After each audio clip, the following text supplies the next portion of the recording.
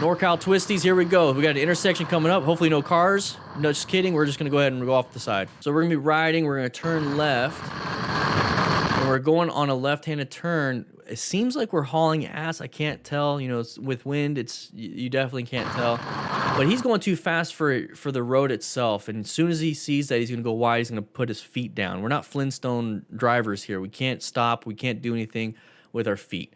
The only thing we have is our hands, and then maybe that rear brake with the foot. But the thing is, our hands, the front brake pressure, navigating these threats, applying progressive brake pressure, swerving or committing to the turn, maybe not going so fast. Like I said, we have our hands, so don't give it so much throttle going into the turn.